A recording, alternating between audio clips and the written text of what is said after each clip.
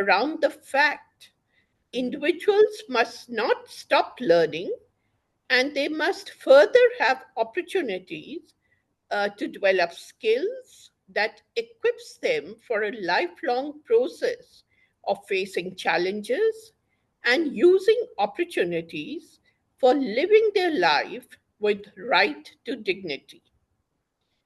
In many ways, this concept of active aging is a game changer as it notably attempts to change the mindset and attitudes of people by breaking barriers of ageism and imperatively bringing forth the thought that all age segments of the population have a right to living Nga, their tuh life ngomong na kaya tuh. Zoom. with Ya. choices and entitlements for securing their future. Global thought process is that countries need to have robust public health policies that levy on not only providing provisions for able bodies for physical and economic activities, but also covers needs of those with certain kinds of disabilities who are frail or dependent.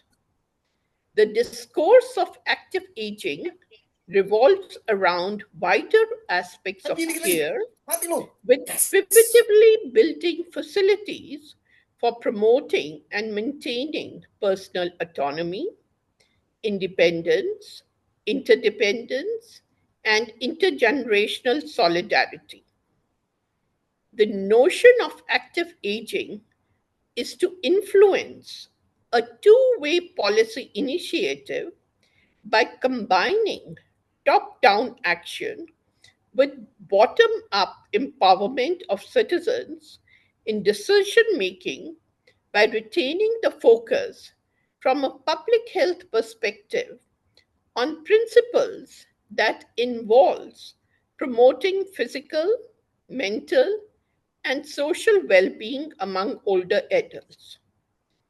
As certain experts outline, active aging discourse hinges on bringing in individual responsibility, but avoiding blaming vulnerable persons who may have been excluded from opportunities throughout life. The components of active aging policy are visualized in terms of multi sectoral action that should be designed to positively influence the economic, social, behavioral, environmental, and health policy determinants that enhance quality of life in all settings and remove all types of hindrances in achieving the outcome. Active aging as a construct has strongly influenced policy in many countries on in every continent and in most nations. The key strategies adopted include physical activity promotion, which means encouraging regular exercise and physical activity tailored to older adults' needs. Second, component is focus on healthy lifestyle, which encourages promoting balanced diets, stress management, and healthy habits. Third, aspect is emphasis on social engagement that revolves around fostering social connections, community participation, and intergenerational interactions. As part of the fourth strategy, I would say, is the focus on cognitive health elements, which relies on supporting cognitive stimulation, providing mental health services, and very importantly and very relevantly, dementia prevention. Finally, an important strategic agenda is to make accessible environments by creating age friendly infrastructure, transportation, and public spaces. This clearly underpins other successful policy initiatives, notably age friendly primary health care and the Global Age Friendly Cities and Communities Initiative. These have been set in certain countries under the WHO guidelines, in addition to many other factors that influence national and state policy strategies on active aging. Altogether, as part of good practices, certain public health initiatives visible in some countries or in certain regions of specific countries, I would say, uh, maybe repeating myself, but it is important to emphasize on age friendly cities modules, which are based on developing cities that support healthy aging, along with community based programs that necessarily implement programs which promote physical activity, social engagement, and healthy lifestyles. And third is expanding healthcare services with pertinently providing accessible, affordable healthcare services tailored to older adults' needs. So, we're here. We have many now health insurance initiatives and schemes which are helping senior citizens. So, as part of successful public health,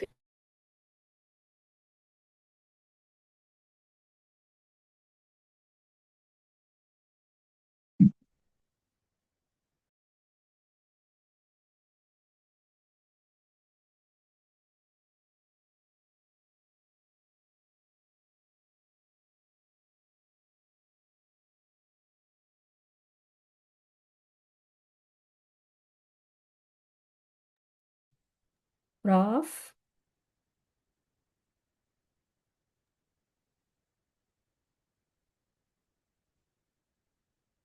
Hello, Prof. Mala. I'm so sorry. We could not hear your voice. oh, since Oh, okay, when? now we have it now. Okay, just go ahead. This means that we are developing policies that support active aging, such as pension reforms and elder abuse prevention. And these two aspects of having sustainable social and health security measures and stopping elder abuse occurrence has emerged in recent years as a strong public health agenda, absolutely essential for providing a right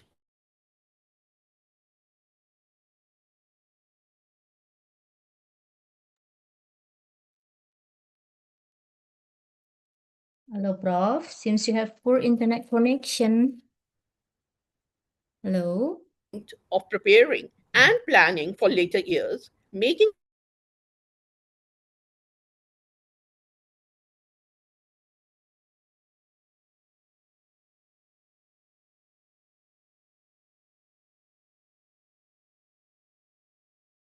actually is bringing a change, giving doles to a development orientation which is calling for participation and contributions of older persons. The benefits of such orientation is that nationally there would be improved health outcomes.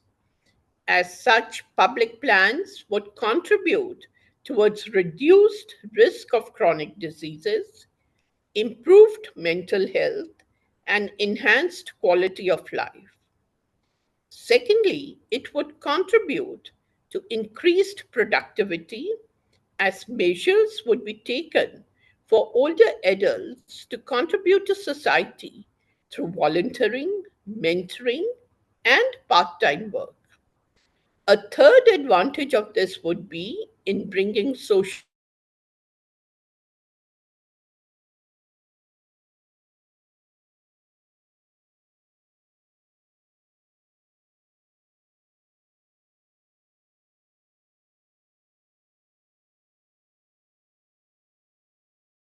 From a public health perspective, countries can promote healthy aging, improve quality of life, and support older adults' contributions to society. But we must be aware of certain challenges which relate to the operationalizing the concept of active aging in societies. To begin with, as some critics have pointed out, we must be cautious of the significance of the universality of the theoretical model, as it does have certain limitations. In my opinion, and you would probably agree too, when we try to deeply comprehend the reality of promoting active aging model, then to some extent the basis of it is based on narrow grounds, since it tends to overplay the role of economic productive activities in the lives of older adults. It tends to overlook the fact that certain age related vulnerabilities are part of lives of some sections of the older age segments. In all countries, there are definitely groups of older people who are structurally disadvantaged and marginalized. There are various kinds of minority groups too who are not part of mainstream society. And for these and such like sections of the society, the concept of active aging is a very normative one. Essentially, for these critics, the active aging model has limitations as it ignores wider definitions and expressions of activity. It overlooks the heterogeneity seen among people, which depicts that value of activity and the nature and description of it varies across cultures, gender, age, ethnicity, and many more categories. We must make a note of all these aspects when we are defining, excluding, and including factors that affects lives of older people in society.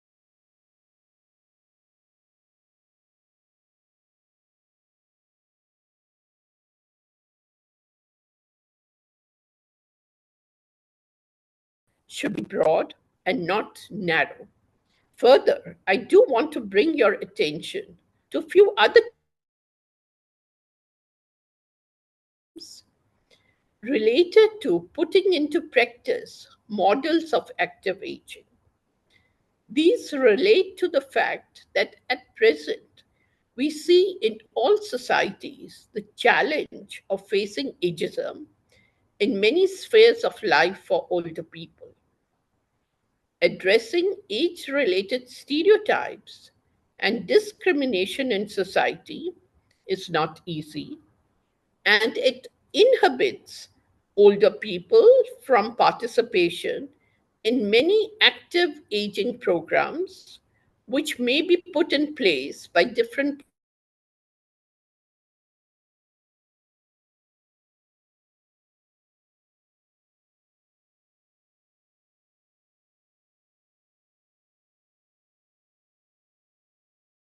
organizations. Healthcare access for older population has improved,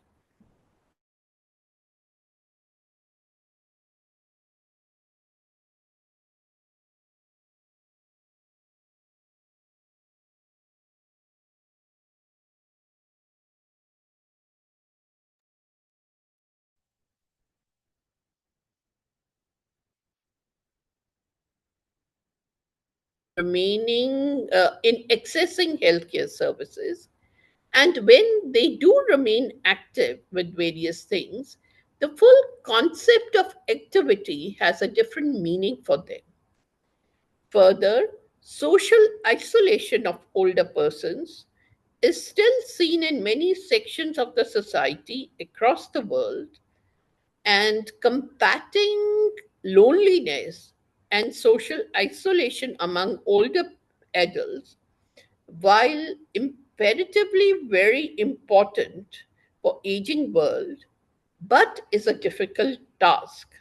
In spite of having national policies for older persons, various age friendly legislations, UN directions in the form of Madrid International Plan of Action on Aging, and more recently, the Decade of Healthy Aging, and the prevailing Social Development Goals agenda, the Sustainable Development Goals agenda, which many countries want to fulfill till 2030, and many such documents which are governing a policy direction.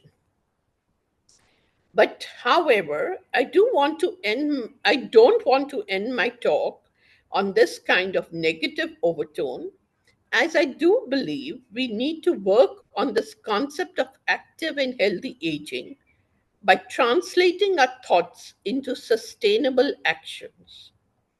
Thus, I would like to share certain examples of addressing active aging from few near and distant countries, and leave you with an agenda to review these critically, and maybe we have another interaction sometime in the future where you could come out with a critical review of certain practices. But now, what I would like later is some of your comments on this approach. So, for understanding active aging approach from a public health perspective, I find Japan's approach a very Yep. good practice and example for many countries to follow, which brings a lot of uh, strength on lifelong active society, promoting a society where older adults can remain active and engaged, contributing through the workforce and community. Their social security reforms, which meets the needs of aging society, ensuring financial sustainability and support for older adults, is also something we need to follow. Although Japan, as such, is a different Asian country, which is in a different bracket, but still, some of their programs are meaningful. Then I find Singapore's strategy, which has emphasis on action plan for successful aging, quite remarkable, as it has launched various initiatives that promote healthy aging, retirement adequacy, lifelong learning, and employment opportunities for older adults. And it has very intensive uh, programs for intergenerational solidarity, as it fosters connections between different age groups through community programs and activities.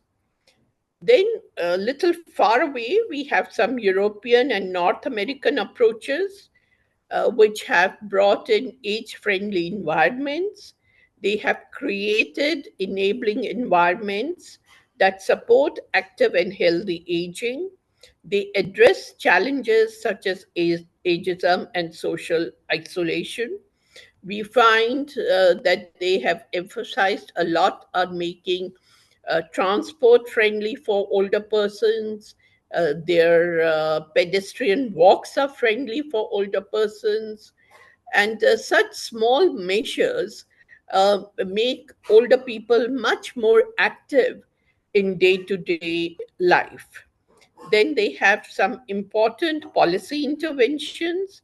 They have implemented certain policy measures which include providing education, health, and a lot of labor, midlife experiences, a lot of retirement benefits, social security enhancement, which improves the lives of older persons. Now, when we look at specifically Asia, besides Japan and Singapore, I find Korea also focuses a lot on creating age friendly environments, promoting health and wellness, and supporting older adults' social participation. Similarly, China is investing a lot in elderly care services, bringing in pension reforms, and doing many intergenerational programs. And especially since they are very badly in a bad shape through their one child policy, so they are encouraging many ways by which this can be overcome. And then, talking of my own country, I find in India we have launched the National Program for the Elderly, which, as I see, is very big initiative, which is promoting health, nutrition, and social welfare for older adults. So we have some very good schemes. And a very recent one is that we have done away with the barring certain age for availing insurance policies, and we are doing bringing in many more, much more emphasis on investments in later years, which can enhance the life of older persons. Given the fact that at present we have three very strong initiatives from the United Nations. So, we have the World Health Organization Decade of Healthy Aging, which is working a lot and encouraging countries to improve the lives of older people, their families, and communities through intensive action and collaboration. And then there is this global strategy and action plan on aging and health, which is aligning global responses to population aging with the Sustainable Development Goals. And all this is uh, making us understand the full concept of healthy aging from a much holistic and wider approach, and lots is now being done to provide age friendly environments. Assistive technologies are being emphasized. We have digital technology, uh, e health provisions, and so forth. And a lot of this was also set in during COVID, but it is bringing out a change in the lives of older persons. Yes, slowly but gradually moving towards older people enjoying and living better. And then, of course, you might be familiar with the United Nations Population Program, which is supporting countries to build resilience to demographic change, promote healthy and active aging, so that the dependency element is brought down. And something which I have been talking a lot since last couple of years is that we need to give strength to talking about the longevity dividend, which is that older people have much more to contribute, and we need facilities for that to be cherished. And then, of course, lastly, I would like to commend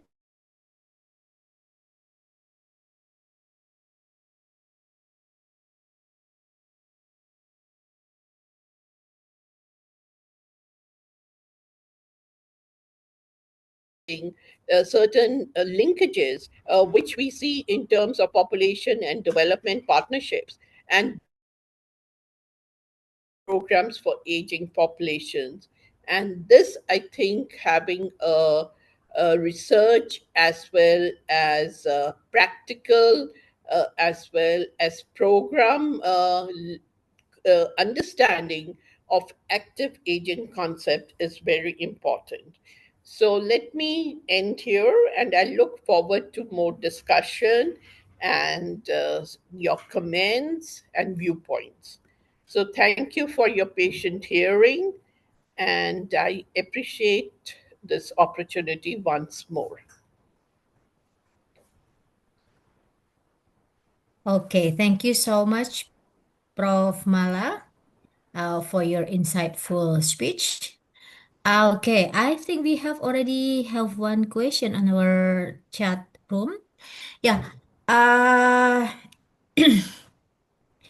Prof. Mala is just explaining about how to promote active aging in public health perspective.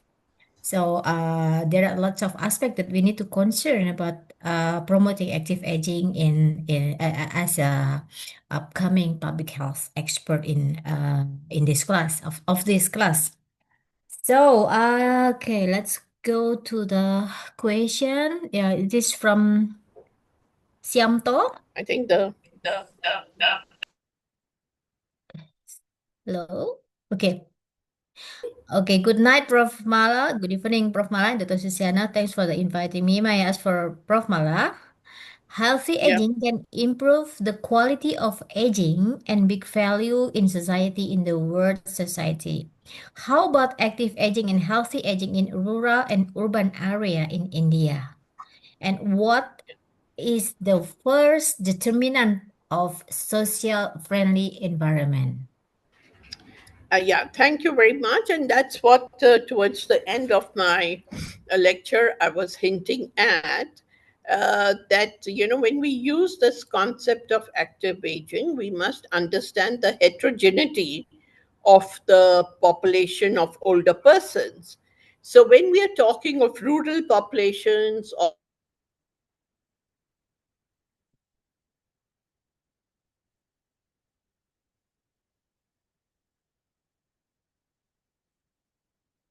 remain quite active because they are all the time doing things for their livelihood, on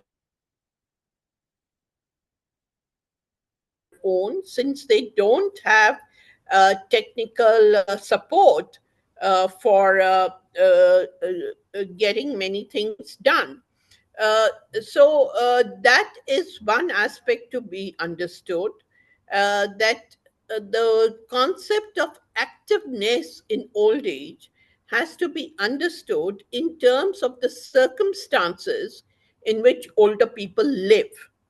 And some of the things which we are finding in terms of friendly environments which are being built up is, we are finding that the road building between cities, between villages, between countries, from one area to another is improving quite a bit. So that has become an enabling environment. Secondly, primary healthcare centers have been set up in many places, which is making healthcare accessible. Thirdly, is that we are bringing in geriatric medical practitioners, and most countries are supporting more and more medical practitioners to specialize in geriatric services. So that is becoming an important area to provide age friendly things. And fourthly, which also I mentioned in my lecture, that we are building up many of these assistive devices, technologies. So we are bringing in emphasis on simple things like cataract operations, use of dentures, use of walking sticks, use which are enabling older people to remain active and participate in many community activities. I hope that answers your query.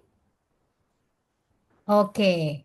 Thank you so much, Prof. Mala. So yeah, we have to promote active aging based on where those older people lived, especially in rural or urban. For those who are unable to help themselves providing an active aging, you should provide some devices like uh cataract operative and also many other tools that can help the older people becoming more active, enjoying their old life.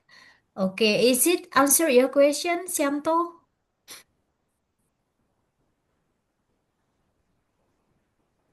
I think yeah, it's a Yes, ma'am. Thank you, okay. Prof. Thank you, Doc. Okay, thank you. Thank you. Oke, boleh raise hand yang lainnya silahkan kalau mau bertanya. Okay, I think we have another question. It is from Fanny. Funny, yeah. Good evening, Prof. Mala. And all, I'm Funny. 2 months ago, I was from India. I think India is one of the country which hard worker, and I saw some workers or labor in construction work over 50 years, about over 50 years old. How is the policy related to maximum working age considering the mental health? It's such interesting question. Yeah, very interesting question. Now, there are two aspects to it. One is that as a country, we are, and many other countries also, working a lot on providing social security to informal workers. So we find that many older people are actually in the informal sector and not so much in the formal sector. So in working in the informal sector, the social security measures are less for them. So the governments are working, and India is also trying to regularize these services so that some amount of things, benefits, can go to older people, and they are not forced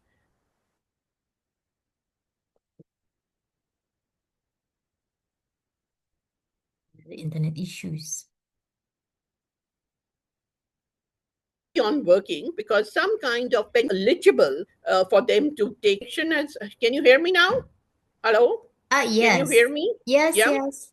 Yeah, Go so ahead. one is the social security measures are being improved, which means that older people don't need to force them, compel themselves to carry on working because they can then enjoy some benefits.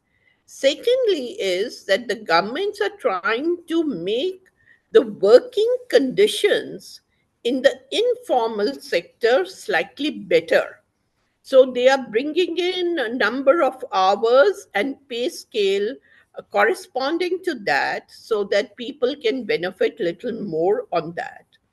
And thirdly is also the aspect that there is more emphasis being laid on the mental health aspect.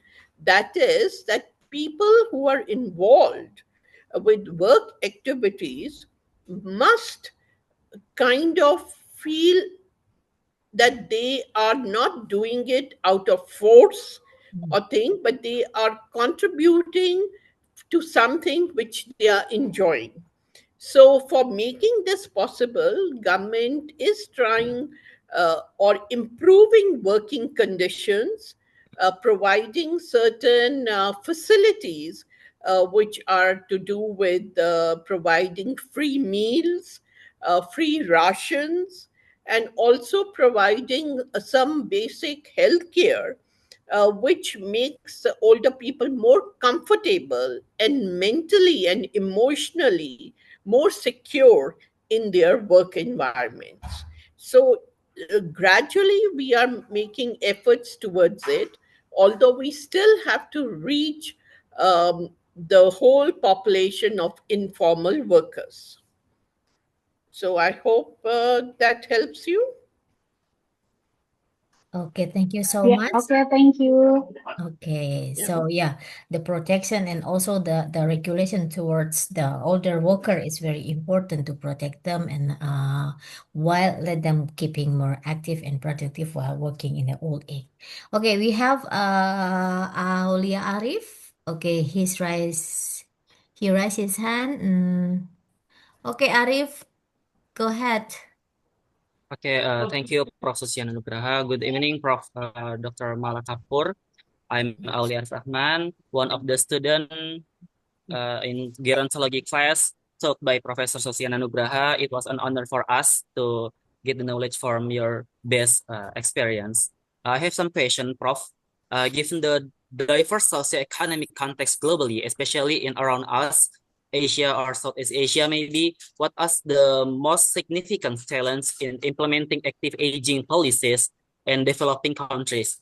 And what the successful strategies have been by Professor Malakapur experience maybe observed to overcome them? That's my question, Prof. No, like I said, Thank that you. we do have certain good practices which are prevailing. One is, if you are aware of it, we are paying a lot of attention now in lifelong learning. We are trying to do skill development. We are providing opportunities for mid level skill development. We are also bringing in digital literacy. We are bringing in, which is helping older people to get better equipped with their work environment. The second thing which is happening in the current scenario is that a lot of legislations are being put in place which are supporting older people in the sense that they can now avail and ask for their rights at the workplace, for their rights at the family level, for their rights at the community level. And so these legislations are helping older people uh, to rightfully demand care from institutions, from families, and bringing in a general atmosphere of that they need emphasis on living a life of dignity. The third thing which is happening is a lot of policies are being implemented Mm, Another internet issue. Just hold on. people. So these NGOs are giving more opportunities and participation of older people, and the governments in many countries are supporting senior citizen associations. So these senior citizen associations or senior older people's own groups are making things very effectively for them to participate, to interact, to enjoy a life which is more meaningful for their age.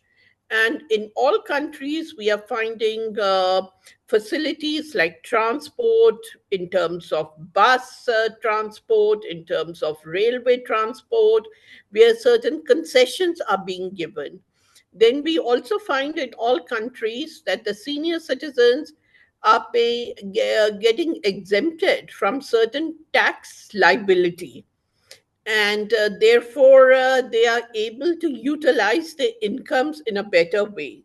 So the provisions are there that if you reach a certain age, your tax liability will get reduced. And in all countries, health insurance is being made available, and this is allowing older people to have better health facilities. And so some of these steps are very meaningful. And finally, I think a very constructive step is also a lot of recreational centers are being set up in different places where older people now can go and mix, enjoy, and get involved with certain activities which are not necessarily with economic benefits, but they are bringing them a lot of social and emotional strength. Does that answer you? Oh, Thank you very much, Prof. Dr. Malakapur. And if I may, Professor Sosiana, I have one more question, if I may. Yeah.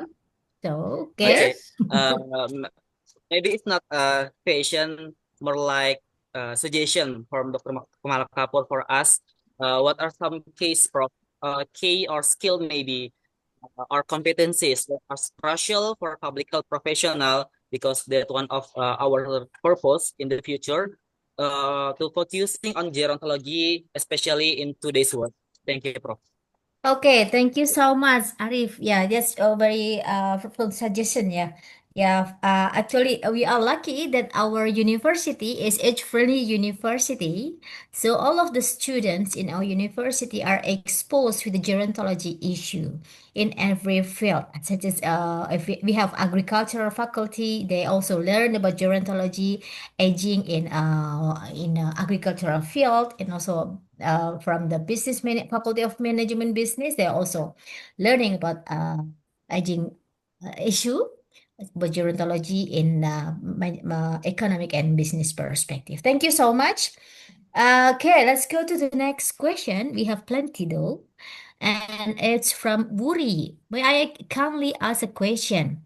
In the context of developing inclusive uh, policy for other adults, what are the most effective strategy to influence policymaker in formulating regulation that are responsive, equitable, hang on, it just keep up, hang on. Okay, equitable and center on the needs and rights of the elderly. Other particular advocacy approach, such as cross-sector collaboration, evidence-based data utilization, or strengthening the voices of older community that are considered more strategic in this process. What do you think, Rob? Yeah, I just answered that question partly in my previous Yep, comment, exactly. that we find in most societies, government is making older people participant in policy development.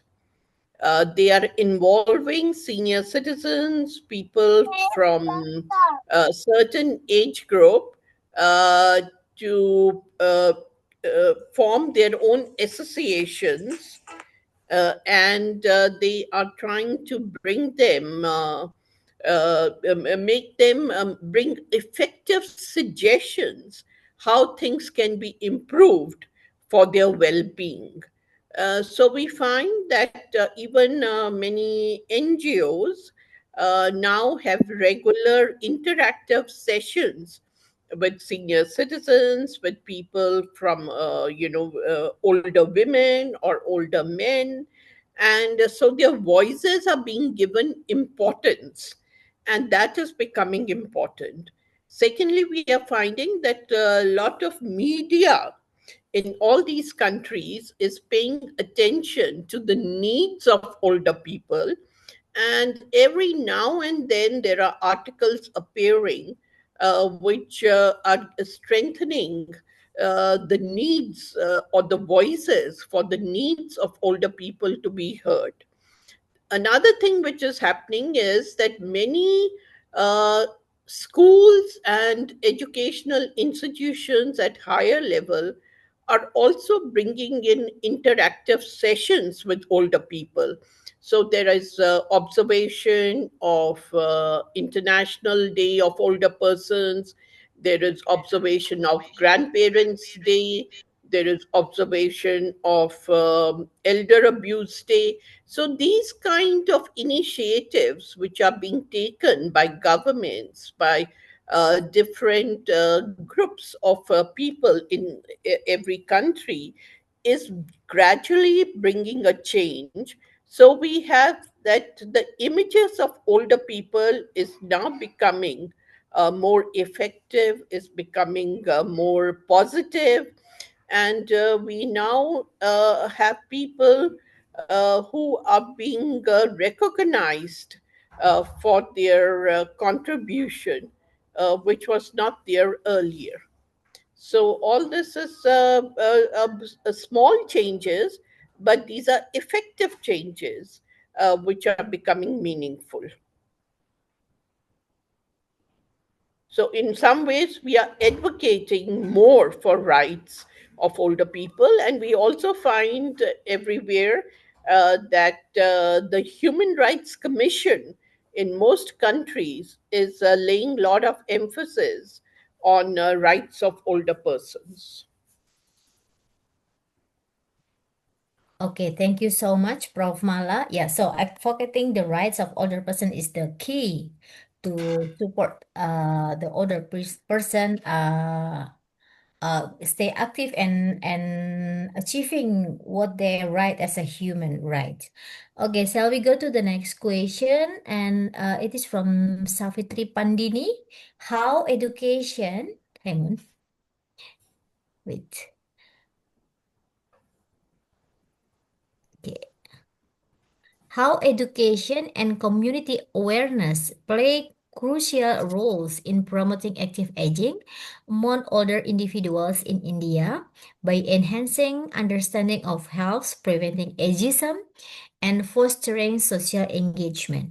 Initiatives that focus on this area can empower senior to lead healthier, more active life. Sorry. Uh-oh. Hang on. Initiatives that focus on these areas can empower senior to live healthier, more active lives and in their community. Okay. So how education and community awareness play crucial role in promoting active aging, Prof. Yeah, Especially on it.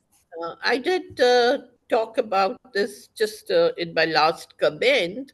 That what we are finding in India, that our educational system, whether it is in schools or in colleges at the university level, is bringing in a component of raising awareness on the needs of older persons.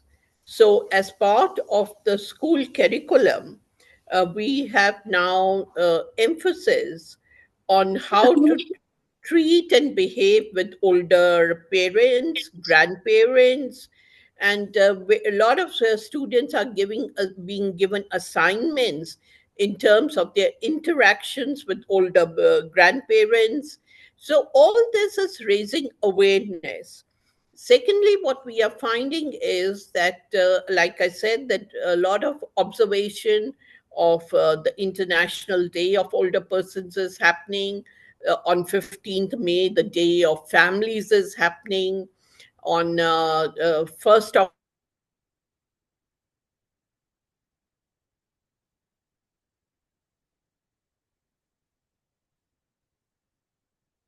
Persons is happening. Hello, Prof.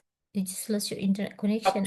On 15th June, the elder. So all this is in some ways awareness on the rights of older persons. We have the Maintenance and Welfare of the Senior Citizens Act, which is a very strong legislation, which is bringing raising awareness that older people cannot be abused, cannot be neglected, cannot be marginalized, and the government is supporting or helping them get their property back, or helping them live in old age homes which are equipped to take care of them, so that people become more conscious of the fact that they'd have to take care. So, this is all bringing out steps towards preventing ageism. Also, there is this full media approach, which was earlier that everything young was being more valued. Now, there are a lot of media approaches, which is that everything old should be valued. So, we have that kind of change in perspective. So we have more stories being shared, and we have so many residential senior citizens complexes coming up, which are providing special care to older persons. So, in some ways, there's a gradual move in attitudes, in provisions, in awareness about the needs of older people.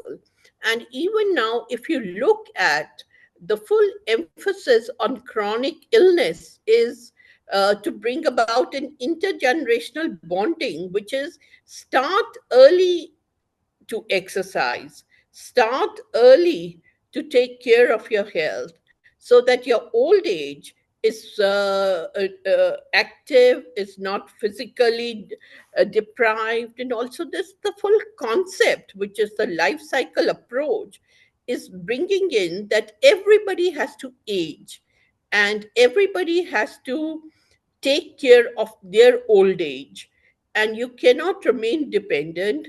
Fight for your own independence, fight for your own autonomy, bring in, secure your old age financial position.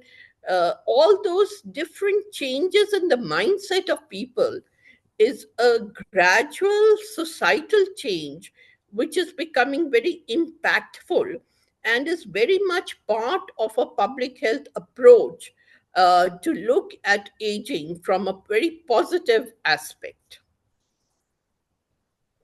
Thank you so much, Prof. Mala. So I think, yeah, as a public health perspective, we need to mainstreaming the aging population issues so that everybody will pay more attention in aging issues, so that older people cannot be abused, marginalized, and also neglected. This is very important, especially for the public health perspective towards maintaining active aging. We still have many more questions though, but I would like to pick up one more. It is from Anindya. In Indonesia, we have campus like that is it's age friendly like Urindo. So our university is already age friendly university. And what do you have the same model in India? No, I think Indonesia has moved ahead from India in bringing in third age universities. We are still developing it. But yes, we have developed some age friendly cities Mm. where we are providing certain facilities for older people. So I think we are learning, the Asian countries are learning from each other, and we are trying to follow each other's examples. And that is why it is important that, as a public health perspective, we encourage more collaboration between research, data collection, and good practices that are being followed in different Asian countries. Now, all of these have their significance, and all of it has to be seen in terms of what results it is generating. Now, every country has its own physical policy, has its own economic resources. So, within that limitation, how we can bring about. So, that is why I think it is important that various countries work out their government private partnerships so that both the private sector and the government sector can work together to improve the lives of older persons. Yeah. Okay, thank you so much, Prof. Okay, let's move ahead to the next question. Yeah, there is Amnur. He asking about whether India have age friendly city in Kazikote. Yeah. Okay, that's Yeah, right? we Yeah. have two, three age-friendly Mm-hmm. cities, and these are doing well. Mm-hmm. And they have been actually brought in on the initiative of support from WHO. Mm-hmm. And because WHO sometime back started a project on age-friendly cities and involved few countries, and this is basically a learning process for other countries also to follow on those lines. Yeah. Okay, thank you so much, Prof, for your insight. Yeah, yeah. He also asking, do you think is it possible for Indonesia to develop to develop age-friendly cities such as what we have in India? What should we take and how should we begin? I No, think no, we should. Mhm. no. Yeah, It's a good idea to have age-friendly exactly. cities, environments. So the emphasis has to we have to have age-friendly transport. We have to have age-friendly roads. We have to have age-friendly buildings. We have to have age friendly healthcare services. We have to have more opportunities which are of economic and social nature. So we need to set up more community centers for participation of older persons' activities and so forth. Yeah. Okay, thank you so much. Yeah, in Indonesia, Amnur, maybe you have to visit Bandung. We have already started the age-friendly city. Yeah, I'm on one of the member who promote the age-friendly city in Bandung city, but still we have lots of thing to do. So that we can promote age-friendly city towards the entire Indonesian community. Is there any other question? Okay, we still have one more question. Okay, good evening. It is from Wintan Agustina. My name is Wintan. May I ask about how effective is national program for healthcare of the elderly in addressing the challenge of active aging in India, especially in rural area? It's quite effective because through this program, we have been able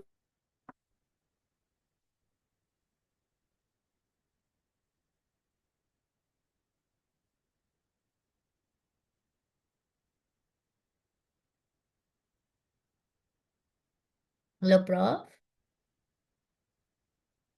to set up many more geriatrics on a lot of emphasis coming to train geriatric care workers. I think there older persons, there emphasis on nursing care for older persons. There is emphasis on training family members to take care of older persons. So this full program is a very multi-level program, and a lot of it is helping bring about a changed awareness on geriatric care services. And the government is supporting and providing financial help for training, for expanding services, for setting up OPD clinics, for setting up counseling services, for bringing in NGOs. So and plus, much more research is now being done to understand the needs of older persons. So that all these are very productive steps under the National Program for Healthcare of the Elderly. And we are making it free, uh, providing free primary care. We are making older people take go to hospitals and have insurance for that. So many operations are becoming free for older persons. A lot of chronic health care things are being taken care of. So the government is expanding and looking at many more avenues so that more and more older persons are covered under various health schemes and benefits. Okay, thank you so much, Prof. I think, do we still have any other question? Okay, it's all been answered by Prof. Mala, and yeah, thank you, students, for having very nice discussion, and you're so active. Should you have any other question, please raise up your hand, or you may ask me in Bahasa Indonesia. I'm going to translate it into English so that Prof. Mala can understand it. Any other question?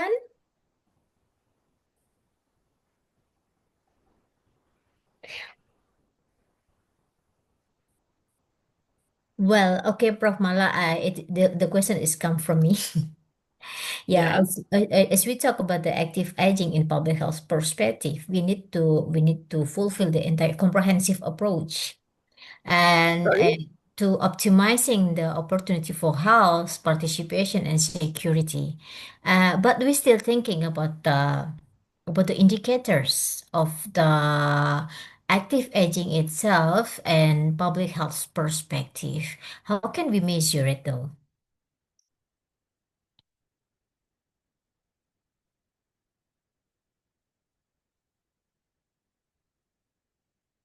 Hello?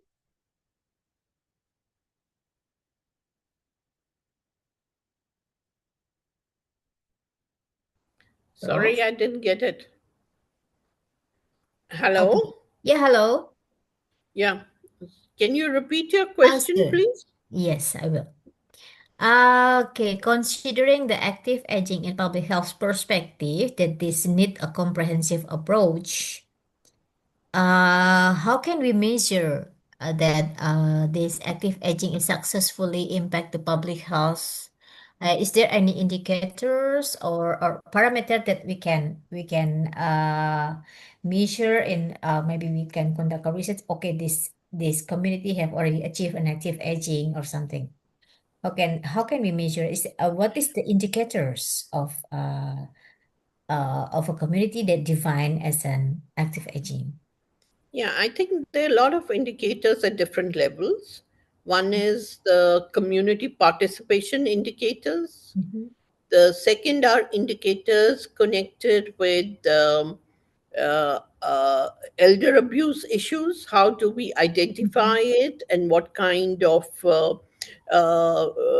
programs can be done to compact it? Then we also have indicators which are reflecting on chronic health diseases and parameters. Then we have indicators which are looking at the patient and practitioner ratio in terms of countries where things are developing. So it depends upon what kind of research which we are doing, which has public health uh, impact. So we have various components of it. There is a social aspect to it. There is a health perspective to health. Within health, then we have mental health concerns. Within that, we have nursing health concerns. We have emotional health concerns. So we need to develop indicators to measure the changes which we are Yeah. seeing as people are growing older, how well they are equipped to deal with these problems, and how successfully the programs are being which are in place are being able to meet their needs. So like our longitudinal aging study is now looking at some of these indicators in terms of how we can assess that people are aging well. So we are looking at how people are accessing certain facilities in Mhm. terms of frequencies, in terms of their accessibility, in terms of how professional they are, in terms of. So we are looking at provisions at the family level, provisions at the institutional level, provisions at the community level. Uh, so there are various ways we need to develop these indicators, and Yeah. I also feel we need to collaborate Yes. with research institutions in different countries Mhm. so that we can develop country collaborative studies to look at aging parameters. Okay, thank you so much, Prof. So yeah, since we didn't have any standard that yeah, actually we have a lot of indicator, but to measure the successful of active aging program, we need to collaborate. We need to conduct more research to elaborate the benefit of the active aging and in some indicators. Okay, we still have, okay, I think we just have another 10 minutes. We have Uchi Hasmana. Mbak Uchi is from yeah, this is our guest from Minister of Population and Family Development. Okay, Mbak Uchi, please, mic is yours. Thank you so much, Ibu Susiana, for inviting me for this interesting class for tonight. And thank you very much, Prof. Mala, for your sharing experience for us about how the Indian governments improve the program for the oldest people in India. So I want to know about, can you share with me about how the multi-helix sector working each other to improve the program in India? Thank you. Sorry, who? Which My program? yeah. Active aging program. Multi-helix sector, how they are working together in improving for the elderly program in India. Because The I'm coming from the the Ministry of Population and Family Development in Indonesia, so it is very interesting for me hearing from you the program for the older people in India. Thank you. Yeah, so in India, we have the Ministry of Health, Mhm. which initiated this healthcare program for the elderly. And under that, we have this longitudinal study on aging, which is taking place. So, under the ministry, we have been able to, over the years, enhance the geriatric care provisions in terms of nursing care, in terms of counseling, in terms of mental health, and we have been able to set up more geriatric hospitals across the country. Okay. Mhm.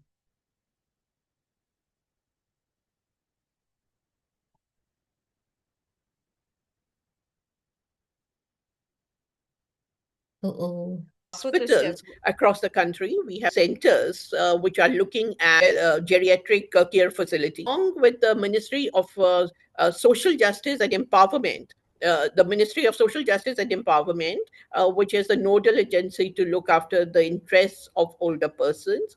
So we are collaborating and bringing about training of family members, training of young caregivers. We are so all this together is making a change, and we are able to progress further in providing both professional, skilled, semi skilled provisions for caring.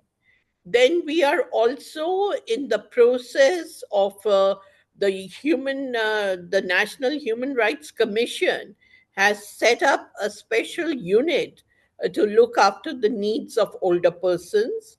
And we have regular meetings where we are assessing what are the issues coming up, what are the problems, and we are working in bringing about a change in that. So we also have a review of the national policy of older persons, and we are also reviewing a very important legislation, the maintenance and welfare of parents and senior citizens. So we are trying to assess how much we can do with these and what more needs to be done. So there are various measures being taken by the government to promote all this. So I think gradually we are moving ahead with making pensions better. We are trying to bring in more age-friendly environment at the workplace. We are trying to remove age discriminatory policies. We are encouraging after retirement work opportunities, and we are also building up certain livelihood opportunities in the informal sector for older persons. And like I said in my lecture, also, where we are also trying to make the workplace better in the informal sector, where about 90% of the older people are employed. So these are some of the steps, and we are also bringing in a little gender perspective to it, in the sense that we are now recognizing the contribution which older people are making in families as carers for grandchildren and as voluntary workers. So we are recognizing all this, and this is becoming a very crucial step towards also improving the images of older persons. Plus, we are providing special microcredit facilities for older persons to set up their home industry or small activities of economic and financial nature. Okay, thank you so much. Yeah, you have lots of effort in India to promote your older people staying active and productive. You also mentioned about the small credit loan for the older people to start their small business. We still have one more question. How is the Indian government program in supporting active aging, and what are the obstacles? And the what are the indicators of the program to success? I think it is a similar question to the previous one.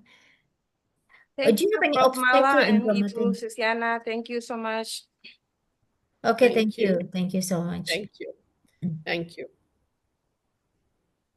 Sorry, Sunana. Okay. I think missed something in between. Yeah. Yes. Sorry. Do you have any obstacle in promoting active aging in India? Active aging program in India. I mean, like the hesitance of the older people to join with the community-based program or the community participation or something. No, I think our low literacy levels amongst the older population is a big hindrance Mhm. because there is still a percentage of older persons who are not very literate, Yeah. who don't understand. And also, I think we are trying to overcome is provide financial literacy, provide digital literacy, and all this will help older people to become more equipped to Mm. deal with their day-to-day activities. So we are trying to also promote digital health literacy, digital literacy as such, financial literacy, Mm. and adult literacy, which will make and bring about a good change. Okay, thank you so much, Prof. Mala. So yeah, of course, yeah, it's a similar thing to Indonesia. We also find obstacle with the low literacy of the older people, so that we have to work more to promote the active aging in our country too. Okay, thank you so much, Prof. Mala. I think that's all of the question is well answered, and you have lots of insight to us to especially for Indonesian aging society, so that we can improve our older people quality of life in Indonesia.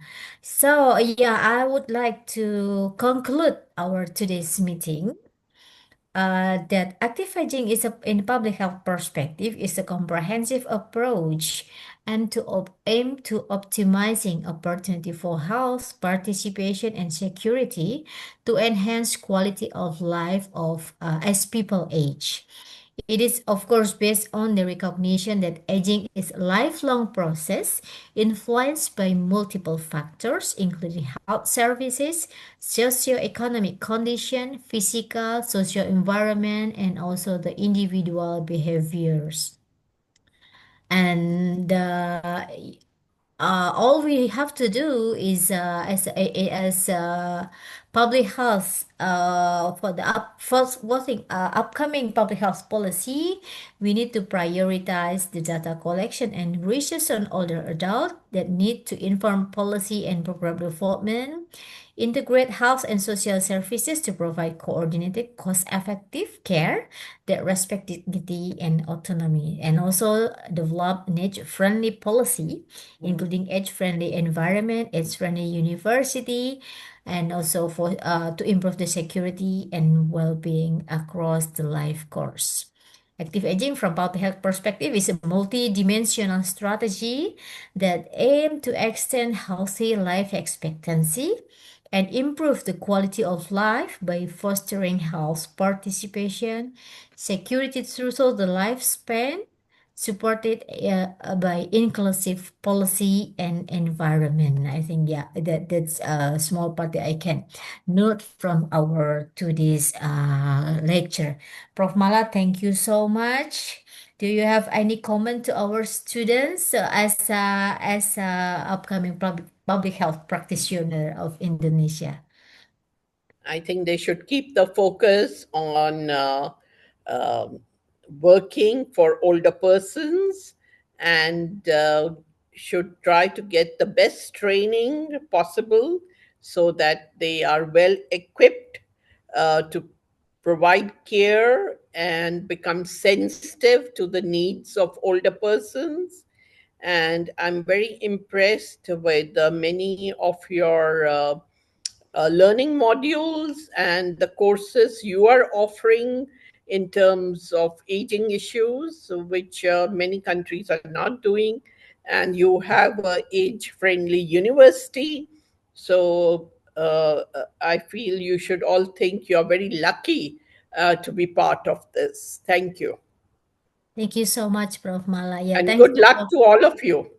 Thank you so much. So yeah, to students, let's be focused. Yeah, we have a lot of issue in front of us, especially in related to aging population in Indonesia. So we need to, yeah, as a public health expert, we will have big responsibility to keep to maintain our older people staying active in a good and live in a good quality of life. Anyway, thank you so much, Prof. Mala. Yeah, and also yeah, about the age friendly university, thanks to Professor Tribudi, who have tirelessly promoting our university as age-friendly university, not about the physical or tangible thing in age-friendly, but also way of thinking of our students, way of thinking of our faculty members need to be age-friendly. Thank you so much, Prof. Mala, and it is a wonderful time to have a lecture with you, and also for the student and all attendants. Thank you so much, and I hope you enjoyed today's class. We had a lot of insights, so please write down and give it to me. Write down Yeah, the summary of today's class, and yeah. send it to me. And yeah, don't forget we will have our midterm test next week. Okay. Thank you very much for Thank this you very much, opportunity. I Professor Mala. enjoyed it. I enjoyed the interactions and the questions. Thank you very much. Thank you very much. And so I would like to say thank you also to Dr. Laila Ulfa, who is our head of study program, and also Miss Yuna Trisuci Aprilia. Thank you for preparing everything. And to all of you, don't forget to write you down your absence. Yes, so because we need to document it all the entire course tonight. Thank you so much, Prof. Mala, and Yeah, thank you so much again for yeah, your time, for your insight, and also for your lecture. I hope I could see you maybe next year we'll be in Thailand for the ACAP meeting, right? yeah. I hope so. Yeah, so any of you, if Fingers you would crossed. like, if you wish to join Yeah, our Aging Consortium of Asia Pacific, we'll have another meeting in Thailand next year. Please yeah, prepare yeah, your budget and also prepare your paper to be yeah, presented in Active Aging yeah, Consortium meeting in Thailand next year. Thank you yeah. so much, Thank you very Roma. much. Have a Thank you. have a Thank good you. night. Thank you And bye so bye much. to Okay, everybody. Bye. bye. Terima Thank you. kasih. Thank you. Thank you so Thank you. much, and yeah, see you next time. And Yeah. please wait for my draft of the book. I will Yeah. prepare Yes. draft it. Thank you. Appreciate that. Yeah. Thank you. Oke, terima kasih. Kita foto bersama. Let's take a picture. Mas Heru ada nggak, Mas Heru? Oke, I'm going to take the Ada, picture. Bu. Tresna, would you please help me? Mas, boleh difotoin? Boleh. Oke, Oke, thank Bapak you. Ibu, izin saya ambil dokumentasinya. Ada 4 slide. Slide satu, satu, dua, tiga. Bentar, Bu. Slide 2, 1, 2, 3. Slide 3, 1, 2, 3. Slide 4, 1,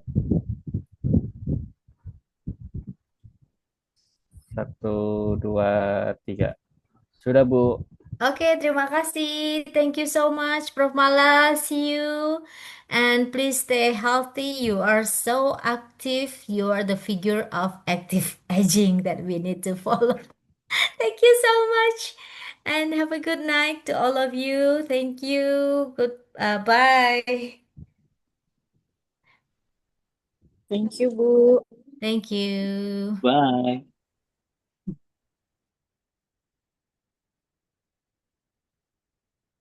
Jangan lupa kumpulin resumenya ya. No, nggak harus dikumpulin sih. At least you can answer my question in our upcoming ujian ya minggu depan ya. Nanti kita pertanyaannya beberapa ngambil dari pertemuan hari ini. Kalau nggak nyatet nggak apa-apa sih. Tapi siap-siap menjawab.